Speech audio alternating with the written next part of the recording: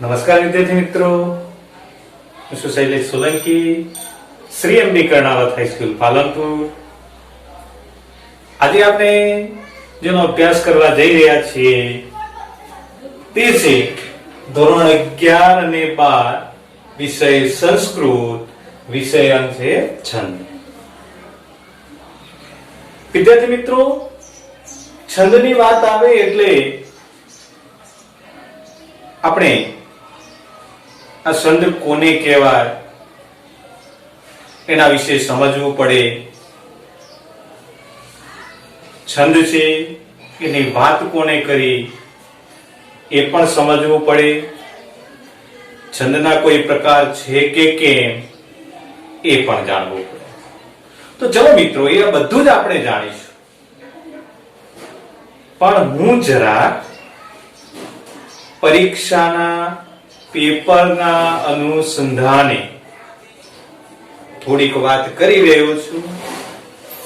અગાઉ પણ મેં વાત કરી હતી કે ભાઈ 1 થી 10 પદ્ય, 11 થી 20 ગદ્ય, એમાંથી બોર્ડના પેપરની અંદર 80 ગુણનું પૂછાય છે. તો બાકીનું 20 માર્ક્સનું ક્યાંથી? એ પણ મેં અગાઉના વિડીયોની અંદર જે વાત કરી હતી કે પાછળનો જે વિભાગ છે, આપણે જે 12મા ધોરણનું જે પુસ્તક છે એનો જે પાછળનો વિભાગ છે એમાં 4 બાબતો રહેલી છે. એ 4 બાબતની અંદર ન્યાય પરિચય, છંદ પરિચય, અલંકાર પરિચય અને સંસ્કૃત સાહિત્યના ઇતિહાસનો પરિચય. અને જે ઇતિહાસની અંદર અગાઉના વિડીયોમાં આપણે ગુહ્ય સૂત્ર વિશે ભણ્યા છીએ, હવે આજે આપણે અહીંયા છંદ વિશે ભણવાના છે. છંદ સમજાવવાની દ્રષ્ટિએ પણ પૂછાઈ શકે છે, એને લગતો એક પ્રશ્ન પણ પૂછાઈ શકે. તો અહીંયા સૌપ્રથમ આપણે છંદ છે એ છંદ ની સમજૂતી આપનાર જે પિંગલાચાર્ય છે એમણે આપી. છંદ વિશેની વાત કરીએ તો સૌપ્રથમ નામ અગ્રસ્થાને લેવાય તો એ પિંગલાચાર્યનું લેવાય. અને એમણે જે છંદની વાત કરી છે એ છંદની વ્યાખ્યા જોતા પહેલા આપણે સૌપ્રથમ એના જે પ્રકારો છે એ પ્રકારો વિશે વાત કરીએ. તો છંદ જે છે એ છંદના પ્રકાર જોઈએ તો વૈદિક છંદ અને લૌકિક છંદ એમ 2 પ્રકાર પડે છે. હવે વૈદિક છંદનો ઉપયોગ ક્યાં? તો વૈદિક છંદોનો ઉપયોગ ઋગ્વેદ, યજુર્વેદ, સામવેદ અને અથર્વવેદ,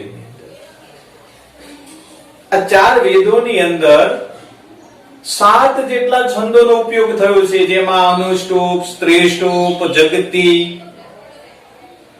ગાયત્રી વગેરે પ્રકારના વગેરે જે 7 છંદો છે એનો ઉપયોગ વૈદિક છંદની અંદર થયો છે.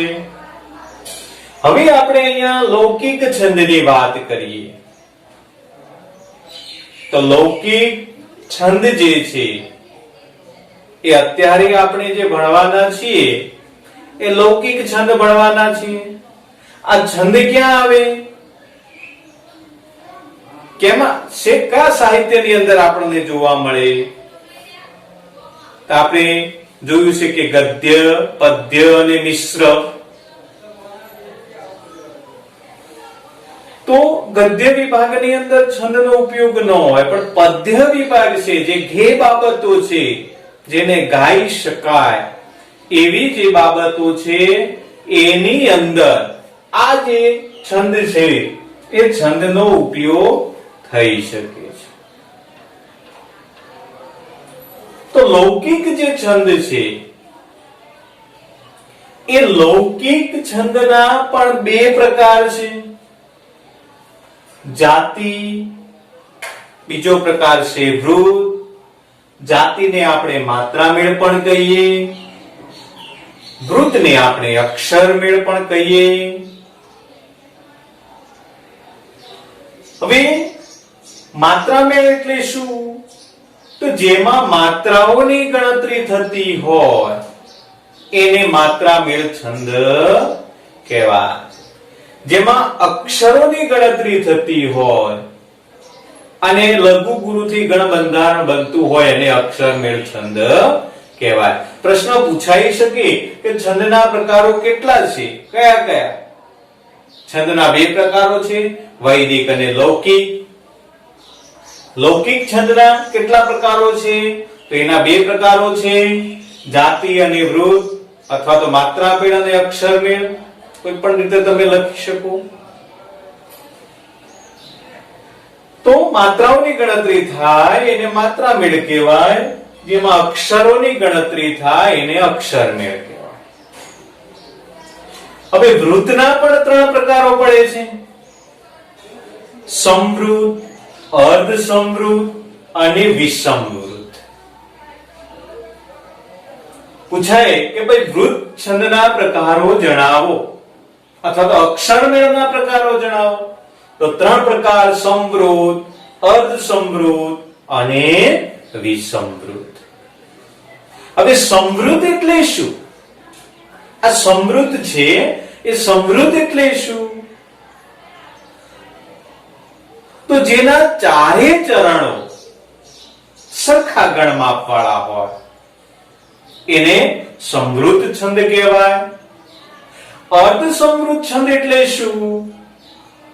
તો જેના પહેલું અને ત્રીજું ચરણ, બીજું અને ચોથું ચરણ સમાન ગણમાપ વાળું હોય એને અર્ધ સમવૃત્ત કહેવાય. અને વિષમવૃત્ત એટલે શું? અથવા તો વિષમવૃત્ત છંદ કોને કહેવાય? તો વિષમવૃત્ત એટલે જેના ચારે ચાર ચરણો જુદા જુદા અલગ અલગ ગણમાપ વાળા હોય એમને આપણે વિષમવૃત્ત કહીએ. તો સમજ પડી ગઈ ને મિત્રો કે છંદ છે, છંદના મુખ્ય પ્રકારો બે, વૈદિક છંદ અને લૌકિક છંદ. લૌકિક છંદના બે પ્રકારો, જાતિ અને વૃત્ત અથવા માત્રામેળ અને અક્ષરમેળ. અક્ષરમેળના ત્રણ પ્રકારો, સમવૃત્ત, અર્ધ સમવૃત્ત અને વિષમવૃત્ત. જે બાબતો છે એની આપણે વાત કરી લીધી. ચલો હવે આગળ વધીએ. એના પ્રકારો જાણી લીધા. હવે પહેલો પ્રશ્ન આપણને એ થાય કે ભાઈ છંદ શું છે? છંદ કોને કહેવાય છે? એની કોઈ વ્યાખ્યા ખરી? તો હા, છંદની વ્યાખ્યા છે કે છંદ એટલે શું, છંદ કોને કહેવાય, આવો પ્રશ્ન પૂછાઈ શકે. જેમ પ્રકારોને લગતા પ્રશ્નો જે હતા એ વાત કરી એમ છંદ એટલે શું, છંદ કોને કહેવાય, આવો પણ પ્રશ્ન પૂછાઈ શકે. તો ચલો જોઈએ છંદ એટલે શું અથવા છંદ કોને કહેવાય. તેનો જે વ્યાખ્યા છે એ વ્યાખ્યા જોઈએ તો આ મુજબ છે કે મધુરતા લાવવા માટે કાવ્યની દરેક પંક્તિમાં માપ અને ગોઠવણીના નિયમ અનુસાર થયેલી ગે શબ્દ રચનાને છંદ કહે છે. હવે શબ્દ આવ્યો ગે શબ્દ રચના. ગે એટલે શું? તો ગાઈ શકાય તેવી. ફરી એક વખત કે છંદ એટલે શું? તો મધુરતા લાવવા માટે કાવ્યની અંદર કાવ્યની દરેક પંક્તિમાં માપ અને ગોઠવણીના નિયમ અનુસાર થયેલી ગે શબ્દ રચનાને છંદ કહેવામાં આવે છે. ખબર પડી મિત્રો? ફરી એક વખત કે છંદ એટલે શું? તો મધુરતા લાવવા માટે કાવ્યની દરેક પંક્તિમાં માપ અને ગોઠવણીના નિયમ અનુસાર થયેલી ગે શબ્દ રચનાને છંદ કહેવામાં આવે છે. તો અહીંયા છંદ એટલે શું આપણે જાણી લીધું. છંદની અંદર આવતી બીજી બાબત યતિ કે યતિ સ્થાન છે. યતિનો સામાન્ય અર્થ જોઈએ તો અટકવું થાય, અટકી જવું. પણ કેવું? લાંબા સમય સુધી નહીં, થોડા સમય સુધી જે અટકવાનું છે તે. તો યતિ સ્થાન અથવા તો યતિ કોને કહેવામાં, છંદમાં યતિ કોને કહેવામાં આવે છે? આવો પ્રશ્ન પૂછી શકાય. ઘણી વખત પૂછાતો હોય છે. તેમાં લખી શકાય કે છંદમાં ગાતા ગાતા અમુક અંતરે અટકવું પડે છે તેને યતિ કહે છે. કે યતિ અથવા અતિ સ્થાન એટલે શું? અથવા છંદમાં યતિ કોને કહે છે? આવો પ્રશ્ન હોઈ શકે. તેને આપણે લખવું પડે કે છંદમાં ગાતા ગાતા અમુક અંતરે અટકવું પડે છે તેને યતિ કહે છે. કેમ અટકવું પડે છે? સંગીત ગાતા હોઈએ ત્યારે અમુક અંતરે કેમ અટકવું પડે છે? તો કોઈ પણ સંગીતકાર છે, કલાકાર છે, ગીત ગાતો હોય, એનો સરસ મજાનો અવાજ નીકળતો હોય, તો એ અવાજની સાથે એના ફેફસાની અંદર રહેલી જે હવા છે એ બહાર નીકળે છે. જો એ ફેફસામાં ભરાયેલી હવા જો સતત નીકળતી જ રહે તો ખલાસ થઈ જાય. ફેફસામાં હવા ખલાસ થઈ જાય તો બીજી બહાર કાઢવા માટે હવા હોતી નથી. એ હવાને ફરીથી લેવી પડે. જો હવા ખલાસ થઈ જાય તો માણસનો, કલાકારનો કંઠ છે, અવાજ છે એ નીકળતો અટકી જાય, બેસુરો બની જાય. અને આ ન બને એટલા માટે એમણે જરાક સરખું અટકવું પડતું હોય છે ને અટકી અને હવા જે ખૂટ્યો છે એની પરિપૂર્તતા કરવામાં આવે. અને એટલા માટે યતિ વપરાય છે. તો ફરી યતિ વિશે જોઈએ. યતિ અથવા અતિ સ્થાન એટલે શું? તો છંદમાં ગાતા ગાતા અમુક અંતરે અટકવું પડે છે તેને યતિ કહેવામાં આવે છે. સમજી ગયા યતિની વાત?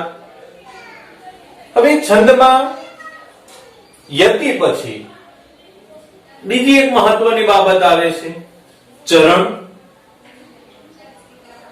તો ચરણ કોને કહેવાય? આ છંદમાં ચરણ એટલે શું? પ્રશ્ન પૂછી શકાય છે.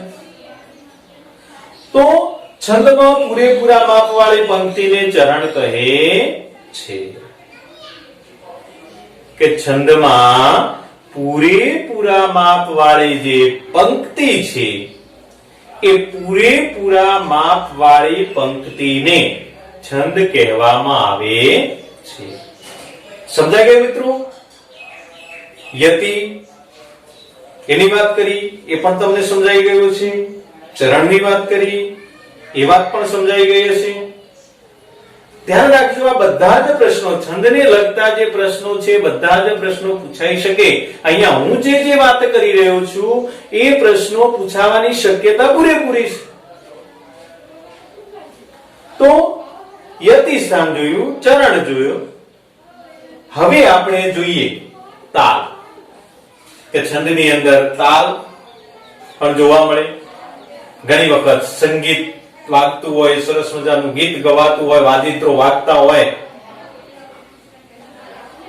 અને ત્યારે માણસ બેઠેલા હોય, નાચતા હોય, ઝૂમતા હોય, બધાના મોઢે ઘણી વખત વાત આવે કે ભાઈ સરસ તાલ જામ્યો છે. તો આ તાલ શું છે એની પણ આપણે વાત કરી. તાલ એટલે શું? આવો પણ પ્રશ્ન પૂછાઈ શકે. તો જોઈએ આપણે તાલ કોને કહેવાય? કે છંદમાં અમુક અંતરે ભાર મૂકવામાં આવે છે તેને તાલ કહેવામાં આવે. કે કોઈ પણ સંગીત ગવાતું હોય, કોઈ પણ પંક્તિ ગવાતી હોય ત્યારે અમુક અમુક અંતરે ભાર મૂકવામાં એને તાલ કહેવાય, જેને આરોહ અને અવરોહ કહેવાય. કેટલાક શબ્દો ઊંચા અવાજે બોલાય, કેટલાક શબ્દો નીચા અવાજે બોલાય. આ જે ઉપર નીચેની જે લઢણ છે, અવાજ વધારવો ઘટાડવો, આ જે લઢણ છે એને તાલ કહેવાય. બરાબર? તો તાલ એટલે શું? તો છંદમાં અમુક અમુક અંતરે ભાર મુકાય છે તેને તાલ કહેવામાં આવે છે. આટલી બાબત સમજાય? ચાલો, તો હવે તાલ પછી છંદની અંદર જે મહત્વની બાબત છે તે છે ગણ.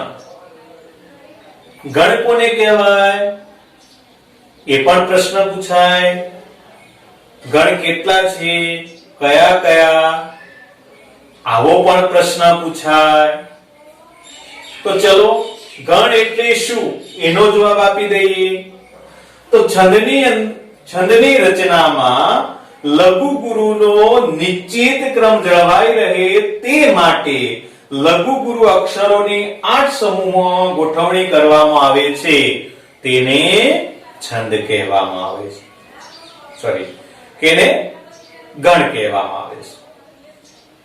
કે શું કે ગણ એટલે શું? તો છંદની રચનામાં લઘુ ગુરુનો નિશ્ચિત ક્રમ જળવાઈ રહે તે માટે લઘુ ગુરુ અક્ષરોની 8 સમૂહોમાં ગોઠવણી કરવામાં આવે છે, તેને ગણ કહેવામાં આવે છે. ગણને ત્રિક પણ કહેવાય. કેમ? કે 3 અક્ષરોનો સમૂહ હોય છે, એટલે 3 અક્ષરોનો સમૂહ હોવાના કારણે ત્રિક એટલે શું એમ પણ પૂછી શકાય. ત્રિક એટલે શું? તો છંદના બંધારણ માટે જે 3 અક્ષરોનો સમૂહ જે ગોઠવવામાં આવે છે એને ત્રિક કહેવામાં આવે. સમજાઈ ગયું ગણ? ફરી એક વખત, ગણ એટલે શું? તો છંદની રચનામાં લઘુ ગુરુનો નિશ્ચિત ક્રમ જળવાઈ રહે તે માટે લઘુ ગુરુ અક્ષરોની 8 સમૂહોમાં ગોઠવણી કરવામાં આવે છે, તેને ગણ કહેવામાં આવે છે. 8 સમૂહો શું છે? તો 8 ગણ છે. કયા કયા 8 ગણ છે? તો ય મા તારા જભાન સલગા. કે 8 જે ગણ છે, તો 8 ગણ કયા? તો ય મા તા રા જ ભા ન સ. 1 2 3 4 5 6 7 ને 8. આ 8 ગણ છે. છેલ્લે આવે લગા. છેલ્લે લગા આવે. લ એટલે લઘુ, ગા એટલે ગુરુ. તો 8 ગણ છે. કયા કયા છે 8 ગણ? યમા તારા જભાન સલ ગા. કે યમા તારા જભા નસ. આ 8 જે ગણ છે. છેલ્લે 2 અક્ષર લઘુ ગુરુ માટે લગા વપરાય છે. કે યમા તારા જ ભા નસ. આ 8 ગણ, જેને 8 સમૂહોમાં ગોઠવણાની વાત આવી. બરાબર? તો આ જે 8 ગણ છે એ 8 ગણ છંદની અંદર ખૂબ જ મહત્વ ધરાવે છે. અને જે અક્ષરમેળ છંદની અંદર મહત્વ ધરાવે છે, કે ગણ બંધારણ અક્ષરમેળ છંદની અંદર બને. માત્રા મેળની અંદર તો લઘુ ગુરુના આધારે માત્રાઓ જ મૂકવાની છે, એટલે એમાં ત્રિક જે બનાવવું પડે એ ત્રિકની જરૂર ન પણ પડે. પણ અક્ષરમેળ છંદની અંદર 3 અક્ષરોનો સમૂહ બનાવવો જ પડે, જેને ત્રિક કહેવાય. અને એ ત્રિકના આધારે એના ગણ છે લખાય. આ 8 ગણમાંથી કોઈ પણ એના ગણ બંધારણ જે લઘુ ગુરુ અક્ષરો હોય અને એ લઘુ ગુરુ અક્ષરોના આધારે ગણ બનતો હોય છે. તો આટલી બાબત આપણે જોઈ ગણ સુધી. હવે જે મહત્વની બાબત છે લઘુ ગુરુ, કે છંદની અંદર ખૂબ જ મહત્વની બાબત. અક્ષર મેળ છંદને સમજવા માટે ગણ જરૂરી છે, પણ ગણ કોના આધારે નક્કી થાય? ત્રિક ચેત નક્કી થાય. ત્રિકમાં લઘુ ગુરુ થાય. એ લઘુ ગુરુ જે છે એ લઘુ ગુરુના આધારે ગણ બંધારણ બને. તો જોઈએ હવે મહત્વની જે બાબત છે તે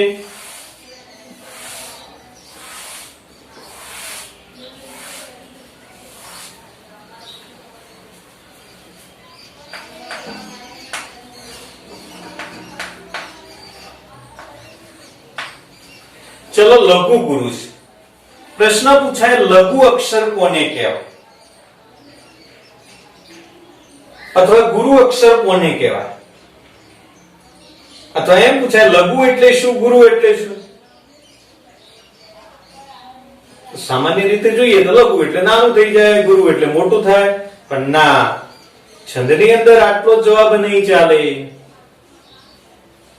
આપણે જવાબ થોડો વ્યવસ્થિત લખવો પડે. તો લઘુ એટલે શું જોઈએ આપણે. લઘુ એટલે શું? તો સ્વર લેવા પડે. હવે સ્વર કયા કયા એ પાછું સમજવું પડે. તો સ્વર માટે એક ફિલ્મની સરસ પંક્તિ છે, જેમાં લઘુ સ્વર, જેને હસ્વ સ્વર અને દીર્ઘ સ્વર કહેવાય, કે બંને આવી જાય. જે પંક્તિ છે કે અ આ ઈ ઉ ઉ ઉ, આની અંદર સ્વરોનો સમાવેશ થયો છે.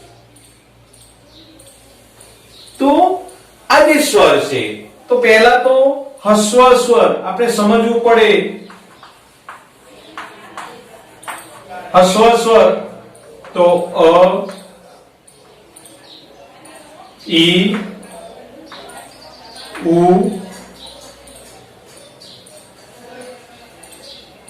ઉ રૂ અને લુ. આ પાંચ હસ્વ સ્વર છે.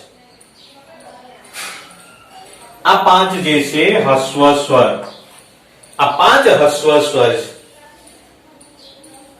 એને ધ્યાનમાં લેવા પડે. પછી વ્યંજન. વ્યંજન એટલે કક્કાના જે અક્ષરો છે તે વ્યંજન છે. તો હવે એની વ્યાખ્યા લઈ શકાય કે લઘુ એટલે શું હતું, લઘુ અક્ષર કોને કહેવાય. તો આ પાંચ જે હસ્વ સ્વર છે, આ પાંચ હસ્વ સ્વર રહેલા છે, એ પાંચ હસ્વ સ્વર પોતે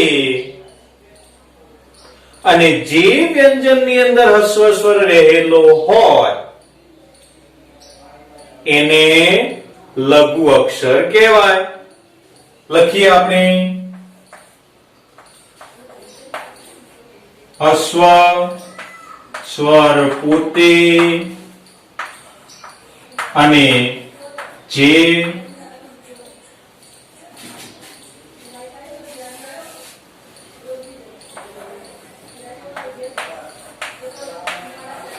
વ્યંજનની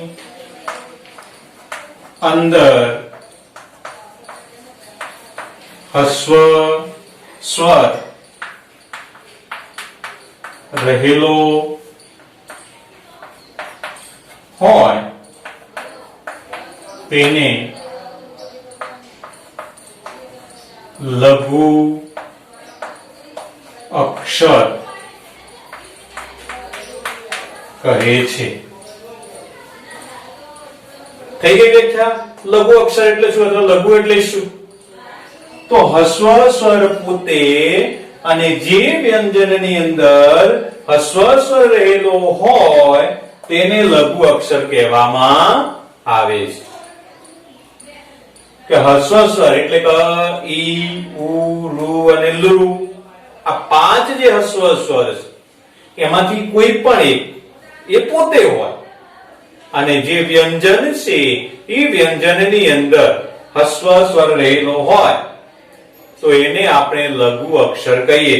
કેવી રીતે હસ્વ સ્વર વ્યંજનની અંદર રહેલો હોય? તો માનો કે આ ક છે, તો ક નો ઉચ્ચાર કરીએ તો ક ની સાથે અ બોલાય છે, એનું વિવરણ કરીએ તો આવી રીતે થઈ શકે વત્તા અ. ક હલંત આવે, ખોડો આવે, જેનો ઉચ્ચાર ક, અ ના બોલાય. આનો ઉચ્ચાર કરવો હોય તો ક બોલાય, ક અ જોડાય. પણ અહીંયા હલંત ક ને બોલીએ તો ક, અ ખાસ બોલાય નહીં, લોપ થઈ જાય. તો ક ની સાથે અ જોડાય એટલે વ્યંજનની અંદર હસ્વ સ્વર રહેલો છે એમ કહેવાય, અને એટલા માટે એ લઘુ અક્ષર કહેવાય. તો ફરી એક વખત લઘુ અક્ષર કોને કહેવાય, અથવા લઘુ એટલે શું? તો હસ્વ સ્વર પોતે અને જે વ્યંજનની અંદર હસ્વ સ્વર રહેલો હોય એને લઘુ અક્ષર કહેવામાં આવે છે. ત્યાર પછી ગુરુ અક્ષર. ફરી ગુરુ અક્ષર વિશે જોઈએ તો ગુરુ અક્ષર કોને કહેવાય? ગુરુ એટલે શું? અથવા તો ગુરુ અક્ષર કોને કહેવાય? તો દીર્ઘ સ્વર પોતે. ફરી લખીએ દીર્ઘ સ્વર. કયા કયા છે દીર્ઘ સ્વર?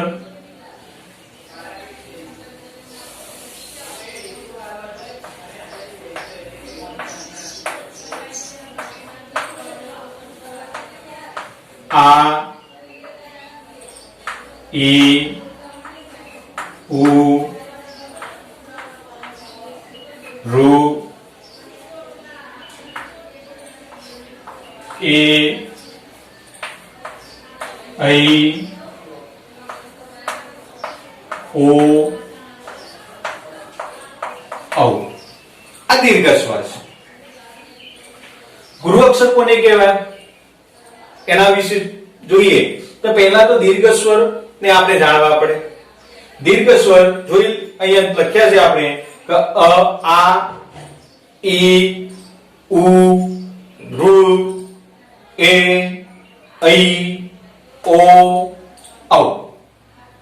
હવે આ જે દીર્ઘ સ્વર છે એ પોતે હોય, આમાંથી કોઈ પણ એક પોતે હોય, અને જે વ્યંજનની અંદર દીર્ઘ સ્વર રહેલો હોય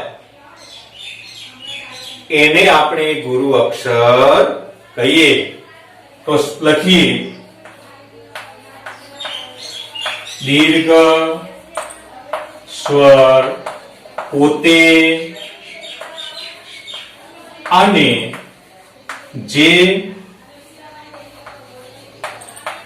વ્યંજનની અંદર દીર્ઘ સ્વર રહેલો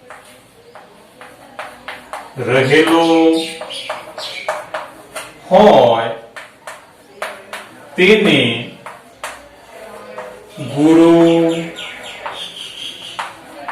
અક્ષર કહે છે. થઈ ગઈ વ્યાખ્યા કે દીર્ઘ સ્વર પોતે અને જે વ્યંજનની અંદર દીર્ઘ સ્વર રહેલો હોય એને ગુરુ અક્ષર કહેવામાં આવે છે. હવે જોઈએ આપણે કે વ્યંજનની અંદર દીર્ઘ સ્વર કેવી રીતે રહેલો છે. તો આવી રીતે આ કા છે એનો ઉચ્ચાર થાય કા. હસ્વ સ્વર હોય તો અવાજ થોડો ધીમે નીકળે, ક મોઢું થોડું ઓછું ફાટે. દીર્ઘ સ્વર હોય તો મોઢું થોડું વધારે ફાટે, અવાજ થોડો વધારે નીકળે, કા, આ, મા, ભા, બા. એટલે એ થોડો અવાજ વધારે નીકળે. તો અહીંયા કા છે તો કાની અંદર દીર્ઘ સ્વર કેવી રીતે રહેલો છે? તો આવી રીતે જો કે આ ક છે વત્તા અ. ક ની અંદર હતો છે સાથે બીજો અ, એટલે કા થયો, કા તો આમ લખી શકાય, ક ને હલંત લખીએ અને આ દીર્ઘ મૂકીએ, દીર્ઘ સ્વર મૂકીએ તો કા, આવી રીતે જે સમાવેશ થતો હોય વ્યંજન ની અંદર. તો ફરી જોઈએ, પ્રશ્ન પૂછાઈ શકે કે ગુરુ અક્ષર કોને કહેવાય? તો લખી શકીએ કે દીર્ઘ સ્વર પોતે અને જે વ્યંજન ની અંદર દીર્ઘ સ્વર રહેલો હોય એને આપણે ગુરુ અક્ષર કહીએ છીએ. તો લઘુ ગુરુ નો ખ્યાલ આવી ગયો મિત્રો કે લઘુ એટલે શું અથવા લઘુ અક્ષર કોને કહેવાય? તો હસ્વ સ્વર પોતે અને જે વ્યંજન ની અંદર હસ્વ સ્વર રહેલો હોય એને લઘુ અક્ષર કહેવાય. દીર્ઘ સ્વર પોતે અને જે વ્યંજન ની અંદર દીર્ઘ સ્વર રહેલો હોય એને ગુરુ અક્ષર કહેવાય. તો આટલા સુધી આપણે જોઈ લીધું છે. હવે 8 ગણના આધારે આપણે ગણ બંધારણ જોઈએ.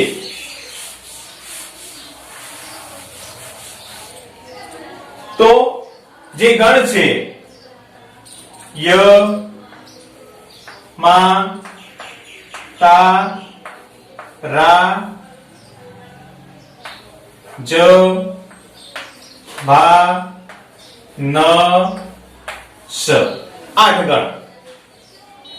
એ ઉપર આપણે લખ્યા હતા એ 8 ગણ છે. ય, મા, તા, રા, જ, ભા, ન, સ. એમ પણ લખી શકાય આમાં ય ગણ, મ ગણ,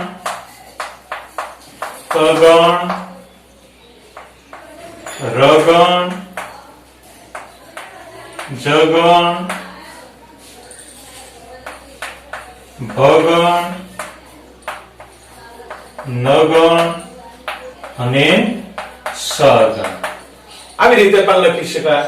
આ ગણવાચક શબ્દો છે એટલે ય ગણ, મ ગણ, ત ગણ, ર ગણ, જ ગણ, ભ ગણ, ન ગણ અને સ ગણ. તો આવી રીતે લખી શકાય. હવે મિત્રો જુઓ કે આ જે છે આમાં ગણ બંધારણ બનાવીએ તો બને નહીં, ત્રણે લઘુ બને, અહીંયા ત્રણે લઘુ બને. પણ આપણી પાસે એક સૂત્ર છે, એ સૂત્રને તમે અનુસરશો તો તમને લઘુ ગુરુ કેવી રીતે બનાવવું એની તકલીફ પડશે નહીં. તો સૂત્ર લખું છું.